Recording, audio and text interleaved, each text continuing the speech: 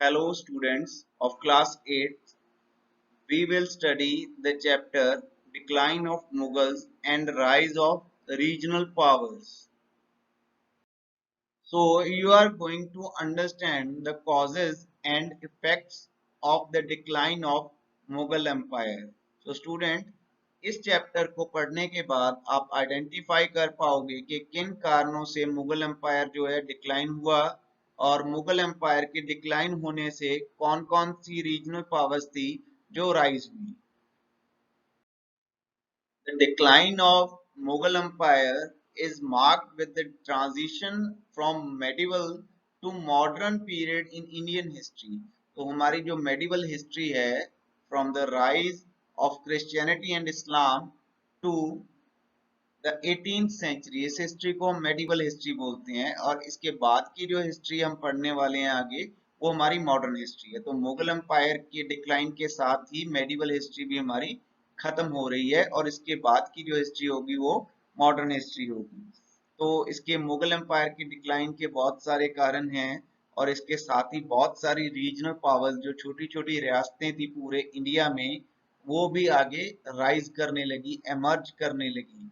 तो मुगल एम्पायर के डिक्लाइन होने से क्या क्या कॉन्सिक्वेंसेस हुए, क्या मुगल एम्परर औरंगजेब ही रिस्पॉन्सिबल था सिर्फ इसके डिक्लाइन के लिए या कुछ और चीजें भी थी, आइए हम पढ़ते हैं।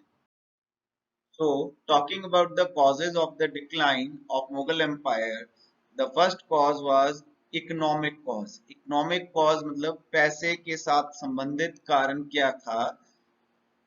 The emperor Akbar, Mughal emperor Akbar, आपने पिछली क्लास में पढ़ा था, उन्होंने एक सिस्टम चलाया था जागीरदारी सिस्टम, जिसमें जो इनके नोबल्स थे, जो मंत्री थे, उनको और मुगल ऑफिसर्स को जागीर दी जाती थी। जागीर जमीन का एक बड़ा टुकड़ा होता है, तो उनको उनकी पेमेंट की जगह पे, सैलरी की जगह पे जागीर दी जाती थी और जागीर की जो भी मतलब इनकम होती थी, जो भी रेवेन्यू कलेक्शन होती थी, उनको ये नोबल्स और ऑफिसर्स अपनी सैलरी के तौर पर यूज करते थे।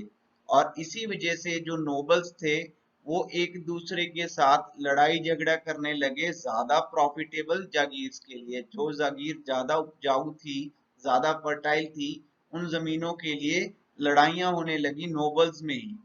और इसकी वजह से कुछ समय के बाद कोई भी जमीन बची नहीं, सारी जागीरों में बट गई।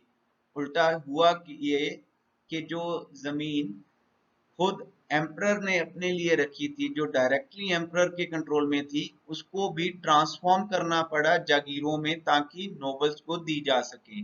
और इसकी वजह से जो रेवेन्यू था, जो टैक्स कलेक्शन डायरेक्टली राजा को होती थी, वो कम हो गई। जब राजा को टैक्स कलेक्शन कम हो गई तो खजाने में पैसा कम होने की वजह से राजा की सुप्रीमेसी, जो राजा की ये बात थी कि वो सबसे बड़ा है, जब उसके पास पैसा कम होने लगा और दूसरे जो उसके नोबल थे उनके पास पैसा बढ़ने लगा, तो राजा की सुप्रीमेसी खत्म होने लगी। दूसरा जो कारण इकोनॉमिक कॉज हुआ मुगल एम्पायर के डिक्लाइन का, वो भी बैंकरप्सी था। बैंकरप्सी मतलब कर्जई हो गया मुगल एम्पायर। मुगल एम्पायर इतना बड़ा एम्पायर ऐसे कर्जई हो गया क्योंकि उन्होंने बहुत ही ज्यादा पैसा पहले तो आर्मी की मेंटेनेंस पे लगा दिया। इतनी बड़ी आर्मी थी उनकी, उनका खर्चा बहुत था और इसके अलावा उनको बहुत ज्यादा आर्ट और आर्किटेक्चर का भी बहुत ज्यादा शौक था।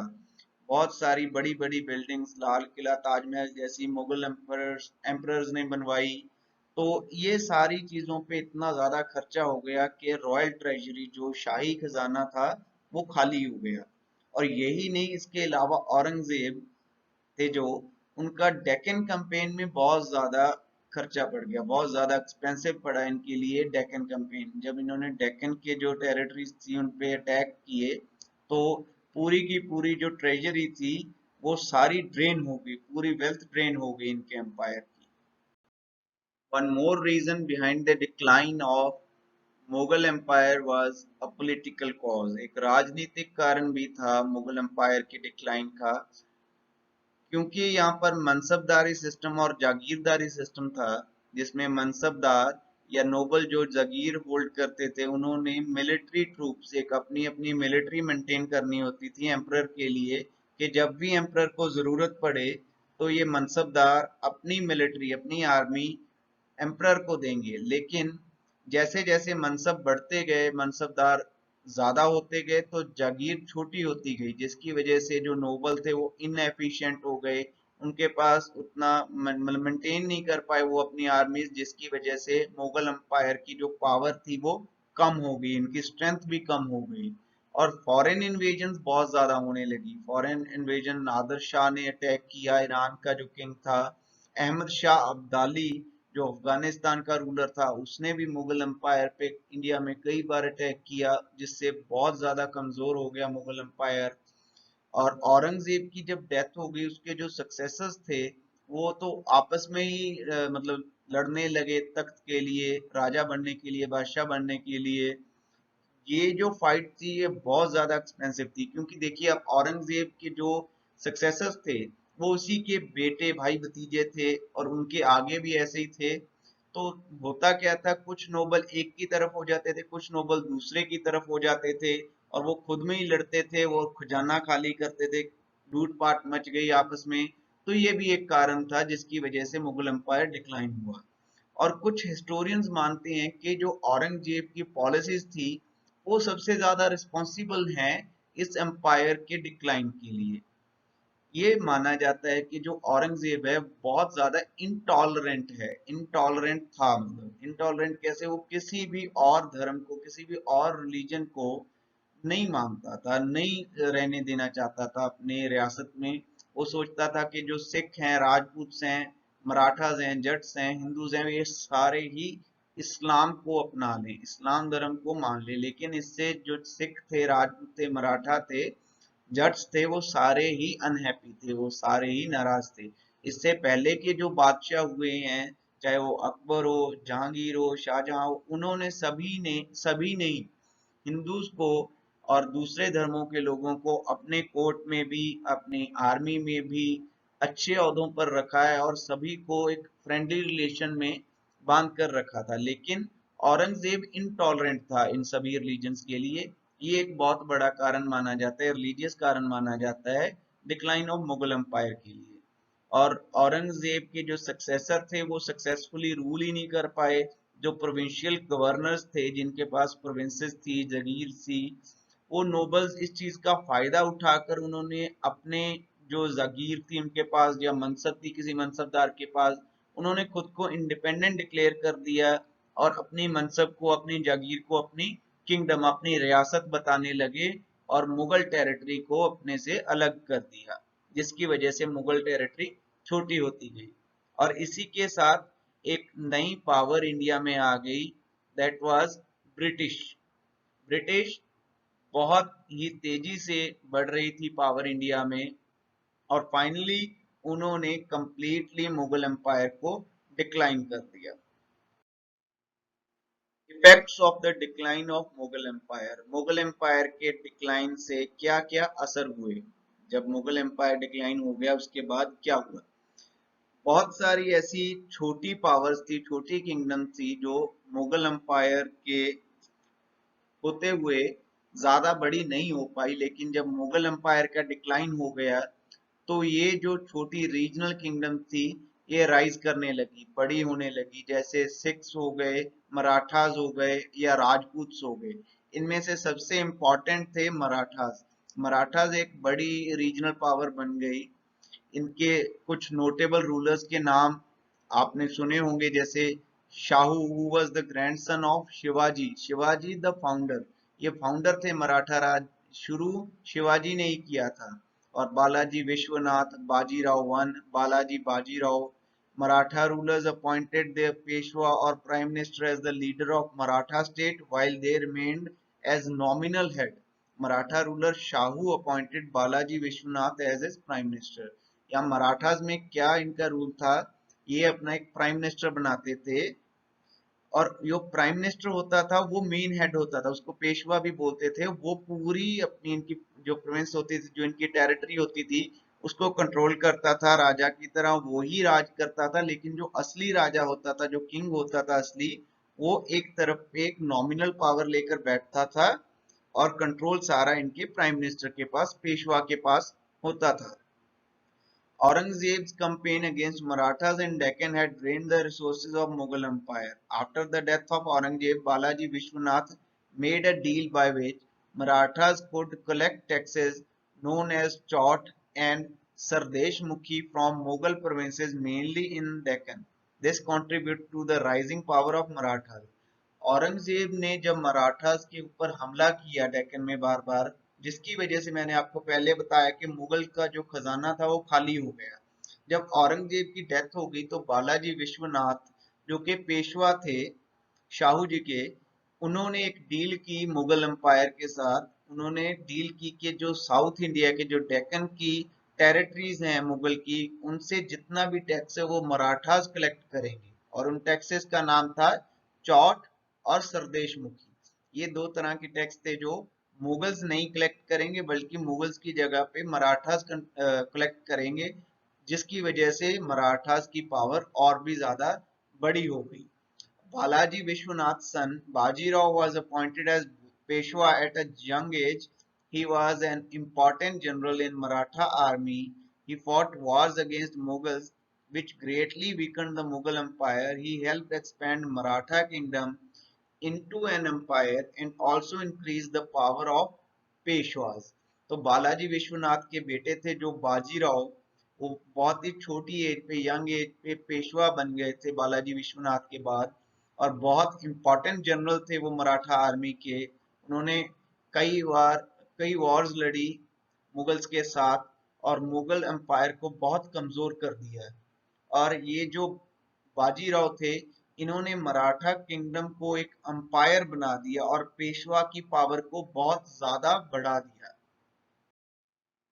After Bajiraw's death, his son Balaji Bajirao was appointed as Peshwa. The Maratha Empire was at its peak while he was in power. However, the Marathas were defeated by Afghan ruler Ahmad Shah Abdali in the Third Battle of Panipat in 1761, marking the decline of Maratha Empire.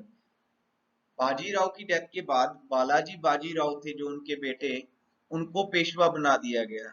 जब Balaji Bajirao power में थे उस समय Maratha empire पूरे peak पे था, बहुत बड़ा एम्पायर बन चुका था ये। लेकिन एक अफगान रूलर अहमद शाह अब्दाली, इसकी वॉर हुई मराठास के साथ। ये थर्ड बैटल ऑफ पानीपत कहलाती है, 1761 में हुई। और इस थर्ड बैटल ऑफ पानीपत के बाद मराठास का एम्पायर भी डिक्लाइन होना शुरू हो गया। और इसके बाद हम दूसरी रीजनल पावर की बात करते हैं, जो है the Rajput. The Rajput had been allies to the Mughals for a long time. However, during Aurangzeb's reign, they were unhappy because he was intolerant toward the religion other than Islam. As a result, they rebelled against the Mughals. Jaipur, Jodhpur, Udaipur formed the main Rajput provinces. जो राजपूत थे ये पहले Mughals के अच्छे दोस्त हुआ करते थे, काफी लंबे समय से, अकबर के समय से ये मुगल्स के अच्छे दोस्त थे। लेकिन जो औरंगजेब था उसके समय में ये राजपूत काफी नाखुश थे, क्योंकि वो इस्लाम के अलावा और किसी भी धर्म को टॉलरेट नहीं करता था। वो पूरे इंडिया को इस्लामिक कंट्री बनाना चाहता था, जिसकी वजह से इन्होंने मुगल्स के साथ बगावत कर दी। और जयपुर, जोधपुर, उदयपुर ये राजपूत की मेन प्रोविंसेस थी। However, the Rajput themselves were not united. They were always fighting with each other, so they could not come together to take advantage of the weakened Mughal Empire and successfully fight against the Mughal. They gradually gave way to the rising British Empire.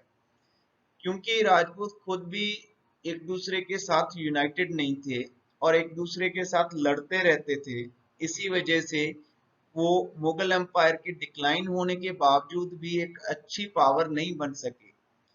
Mughal empire खत्म हो गया, लेकिन राजपूत अपना एक बड़ा empire नहीं बना पाए, और ग्रेजुअली जो ब्रिटिश पावर थी जो बढ़ती आ रही थी, उन्होंने राजपूत को डिक्लाइन कर दिया। और थर्ड रीजनल पावर आगे जो आ रही है that is the six. Under Guru Gobind Singh Ji, the 10th and the last Sikh Guru, the Sikhs also rose against Mughals. Guru Gobind Singh formed an armed community of Sikhs known as Khalsa to fight against the Mughals. The Sikhs were structured into a loose association of 12 groups, each known as a misl. Each misl was governed by a chief. After Nader Shah and Ahmad Shah Abdali attacked the Mughal Empire, the Sikhs took opportunity to capture Punjab and Jammu and took control of these regions.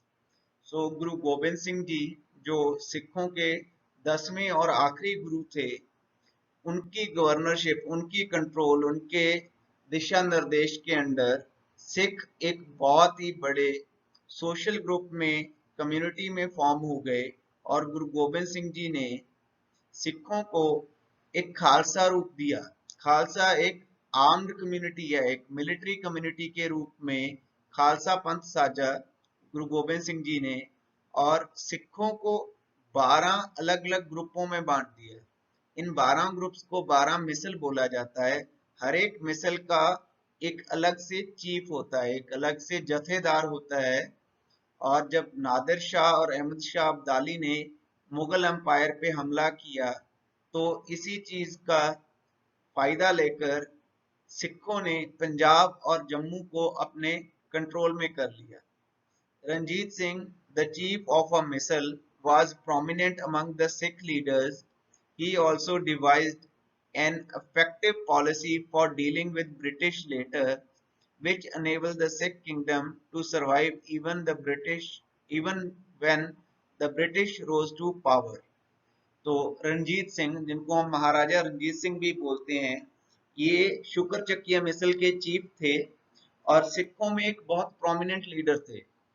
इन्होंने एक बहुत ही अच्छी policy device की, जिसकी वजह से जब British पूरी पीक पे थे, उस समय भी सिख किंगडम था जो, वो एक अंपायर के रूप में खड़ा रहा और ब्रिटिश सिख एम्पायर को नुकसान नहीं पहुंचा पाए।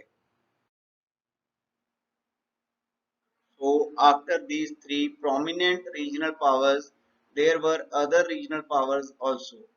इन तीनों स्ट्रॉन्ग रीजनल पावर्स के अलावा कुछ और रीजनल पावर्स थी, जैसे कि Awadh. Awadh was one of the Mughal province. Saadat Khan had been appointed as its governor by the Mughals. With the weakening of Mughal Empire, Saadat Khan rose to power and raised Awadh as an independent regional power.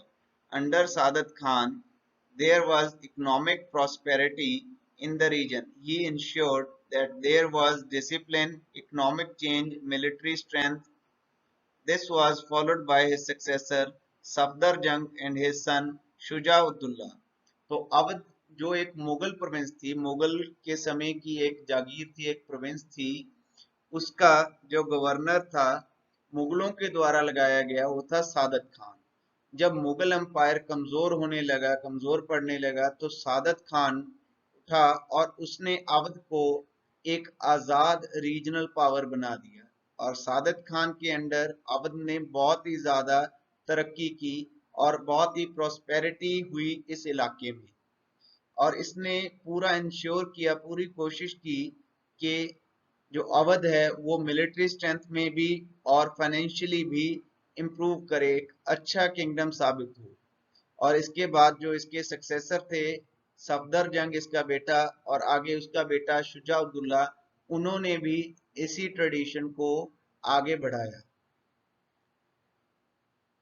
Second regional power here was Mysore. Mysore एक और regional power था।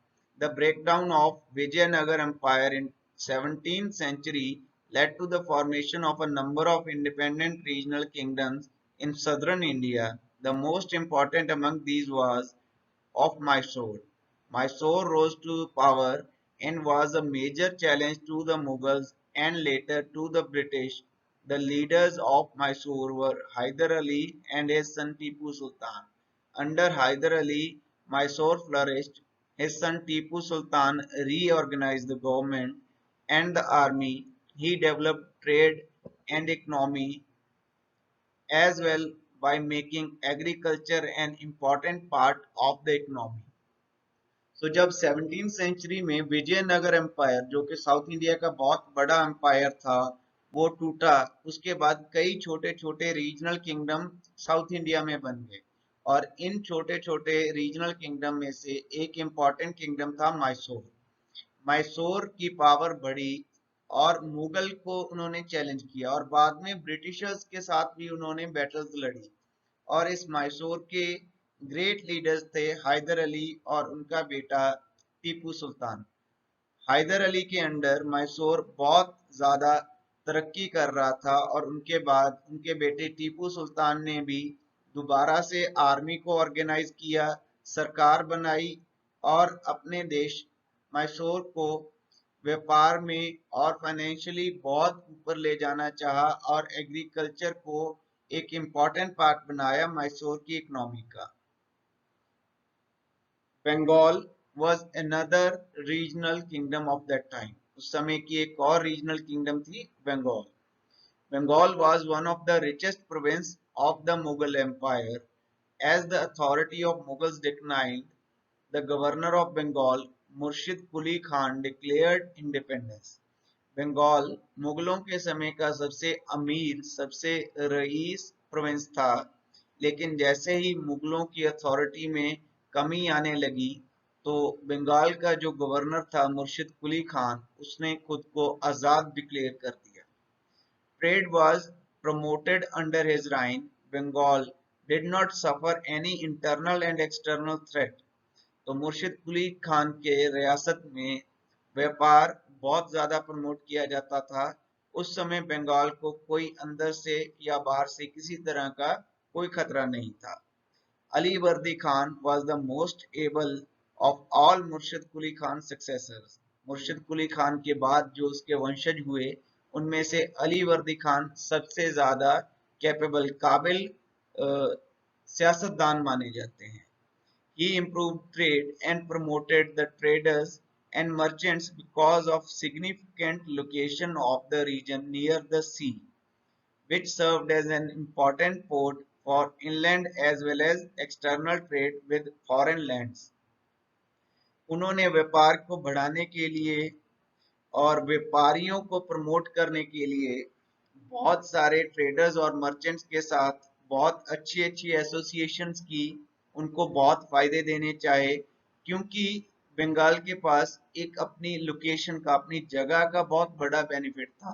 वो समुद्र के पास होने की वजह से इंटरनल ट्रेड भी वहां से बहुत होता था और दूसरे देशों के भी संबंध बंगाल के साथ समुद्री रास्तों से व्यापार होने की वजह से काफी अच्छे थे।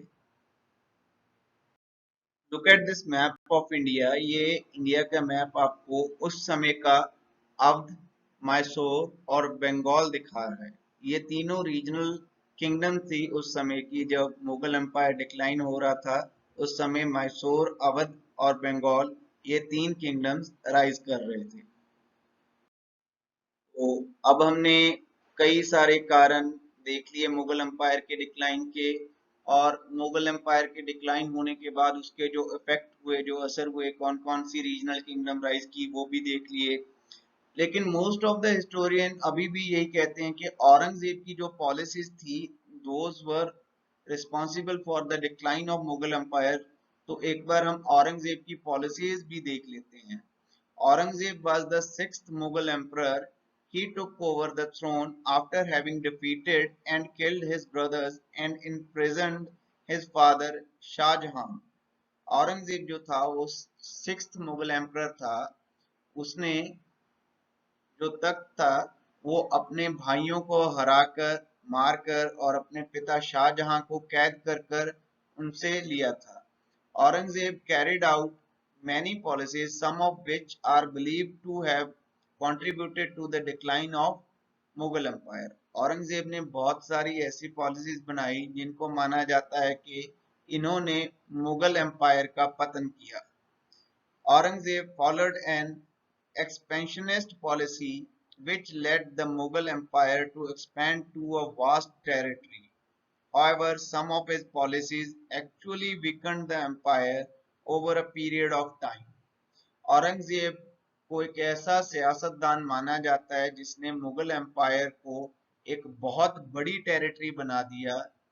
परंतु हुआ क्या कि उसकी कुछ पॉलिसीज ऐसी थी जिसकी वजह से मुगल एम्पायर लंबे समय तक टिक नहीं पाया और कमजोर होता चला गया।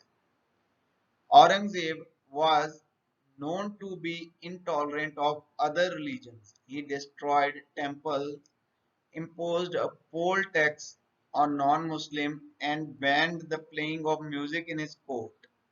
औरंगजेब बहुत ही इंटॉलरेंट था। वो दूसरे धर्मों को अच्छा नहीं मानता था और पूरे इंडिया को इस्लामिक देश बनाना चाहता था, जिसकी वजह से उसने कई मंदिरों को तुड़वा दिया और जो इस्लाम धर्म को नहीं मानते थे उन पे बहुत सारे टैक्स लगवा दिए।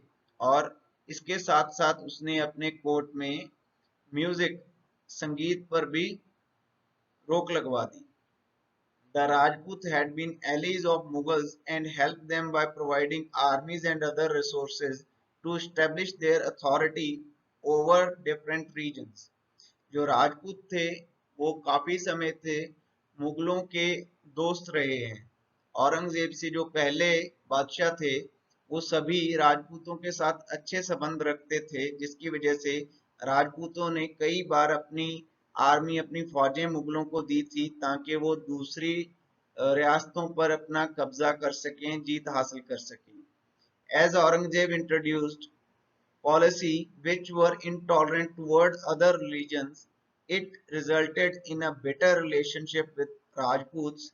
It also led to constant fighting with other regional powers such as Sikhs and the Jats.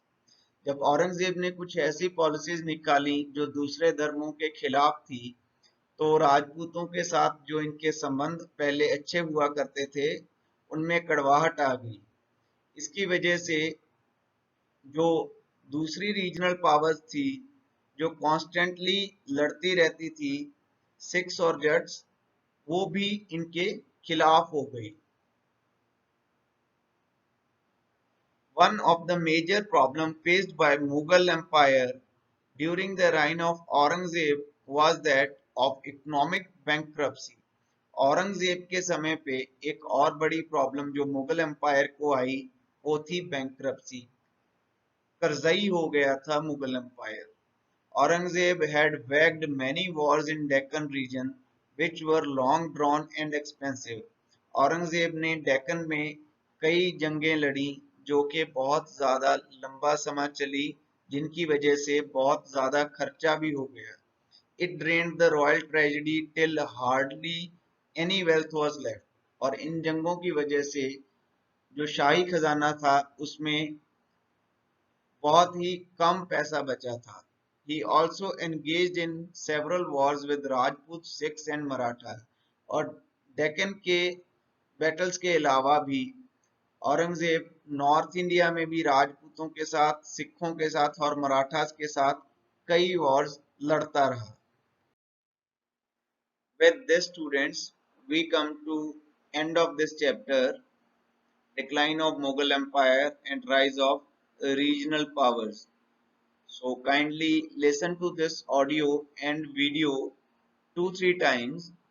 बार बार इसको सुनिए। वीडियो में जो भी आपको नोट्स दिखाए गए हैं उनको पॉज करके पढ़िए और इस चैप्टर को अच्छी तरह समझिए। बाकी जो इसके एक्सरसाइजेज हैं we will be doing them in our school. Thank you students.